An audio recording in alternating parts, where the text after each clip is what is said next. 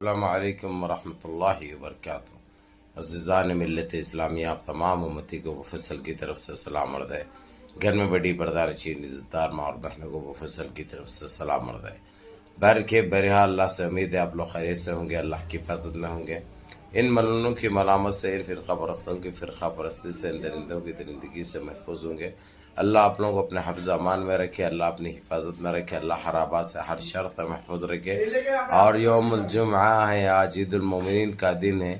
آپ تمام کو یوم الجمعہ بہت بہت مبارک ہو۔ اللہ آپ لوگوں کے جائز تمناؤں کو پوری کرے، اللہ آپ لوگوں کی تنگ نظری کو دور کرے، اللہ آپ کو اپنے حفظ امان میں رکھے، اللہ اپنی حفاظت میں رکھے، ہر جائز تمناؤں کو پوری کرے اور مرحومین کی مغفرت فرمائے پروردگار۔ اور جو بیمار حال ہے اللہ ان کو شفاء کاملہ، شفاء جمیل عطا فرمائے، اور ہم گنہگاروں کے گناہوں کو اللہ معاف فرمائے۔ ہم کے صغیرہ کبیرہ جو بھی گناہ ہوئے ہم سے جانے انجانے میں، اللہ اس کو معاف فرمائے اور ہم کو نیک صالحین بنائے، ہم کو 5 ٹائم کے نمازی بنا دے، اور خاص کر جو ہماری اولادیں راستہ بھٹک چکی ہے، راستہ بھول چکی ہے، اللہ ان کو صحیح راستے پہ آنے کی توفیق عطا فرمائے اور ان کو 5 ٹائم کے نمازی بنا دے، ہم کو حق پہ اور سچ پہ چلنے کی توفیق عطا فرمائے، اور اللہ ہمارے ان دعاؤں کو قبول فرمائے۔ بہرحال میرے عزیز دوستوں، میرے بھائیوں، میری ماں اور بہنوں، دیش کے حالات سے بھی آپ لوگ واقف ہیں اور دیش کے باہر کے حالات سے بھی آپ لوگ بجا واقف ہیں،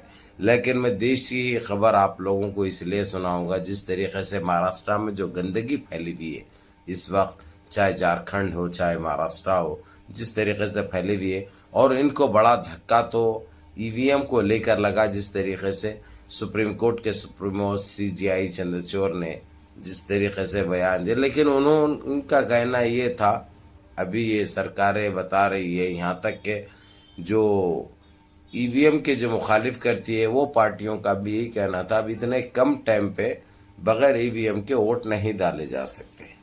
تو مہاراشٹرا میں، جھارکھنڈ میں تو یہ ٹائم پہ ای وی ایم ہی استعمال ہوگی، کیونکہ اس کے لیے وقت لگتا، کہتے پہلے سے 1-2-3 مہینے پہلے اگرچہ یہ ججمنٹ آ جاتا تو اسی پہ کرتے اور بلے بلے ہو جاتی، صحیح حکومت بھی عوام کو ملتی، صحیح سرکار بھی عوام کو بھی چاہتی، لیکن جو ہونا تھا سو ہوا، جو وقت کے رہتے ہوئے نہ ہوا، چلو بعد میں تو ہوا، لیکن الحمدللہ جو تمنائیں تھی، جو ارادے تھے، جو مقصد تھے، اللہ سبحانہ تعالیٰ اس کو پورے کر رہے ہیں۔ بہرحال ابھی جو ایشو جو چل رہا ہے اپنے پاس، یہ کیا کہ 15 منٹ کو لے کر، 15 سیکنڈ کو لے کر، یہ اتنی گندگی بڑھ چکی ہے میں بیان نہیں کر سکتا۔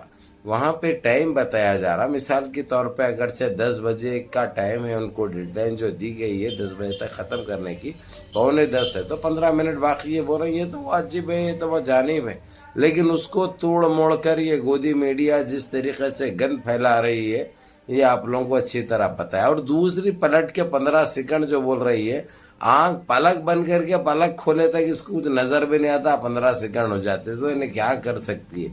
یعنی بیہودہ بے حیائی کے باتیں ہیں، یہ کر تو کچھ نہیں سکتی ہے، لیکن جس طریقے سے جو گندگی پھیلانا اور لوگوں کے دماغوں کو منتشر کرنا، یہ ان کے اس میں آ چکا ہے، ان کے رگوں میں آنے معلوم ہے، یہ جس چیز دوڑتی ہے 15 سیکنڈ کہتے ہیں، 15 سیکنڈ میں کیا کرتی بھائی؟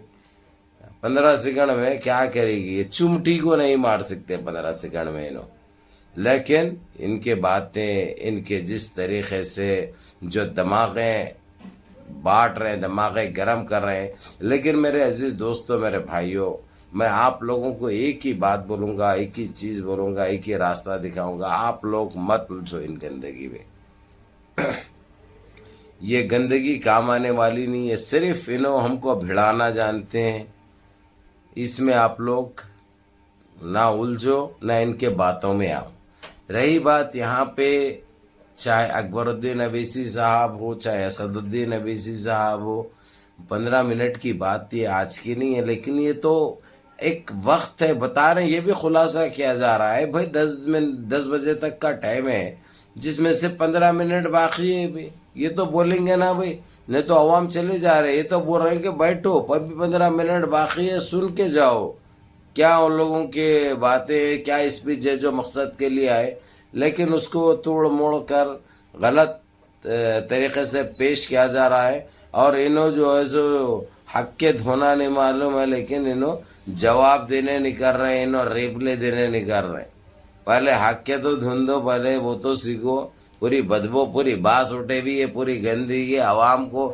اگرچہ تم کو چار سنتے ہیں، تمہاری چار جنے تمہاری بات پہ عمل کرتے ہیں، تو اچھا میسج دو، اچھا میسج دو، اچھی بات کرو تاکہ عوام کا فائدہ ہو. یہ گندگی پھیلانے یا گندگی برپا کرنے سے یا کم ذہنی باتیں کرنے سے حاصل کچھ بھی نہیں ہوتا. تم ایک تماشا بن رہے ہو، تم یہ گندگی پھیلا کر ایک تماشا بن رہے ہو، ایک ذلالت والی زندگی جی رہے ہیں تم لوگ. حاصل تو تم کو کچھ نہیں ہوگا، لیکن یہی گندگی میں تم سڑتے رہو گے. یہی کہوں گا میں میرے عزیز دوستوں، میرے بھائیوں. بہرحال آج جس طریقے سے آج یوم الجمعہ ہے، جمعے کا دن ہے، کہیں پہ کچھ مظاہرے کیے گئے، پرامن احتجاج کیا گیا وہ ایشو پر جو پرانا ایشو ہے. تو بہرحال کوئی ایسی غلط حرکت نہ کرے جس سے ہم بدنام ہوں.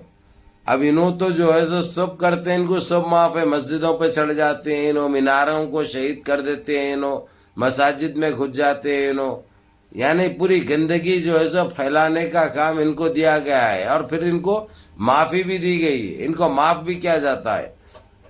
لیکن ہم انشاءاللہ تعالی جتنا ہو سکتا، جہاں تک ہو سکتا، ہم ہمارے دیش واسیوں کا سوچیں گے، دیش کا سوچیں گے.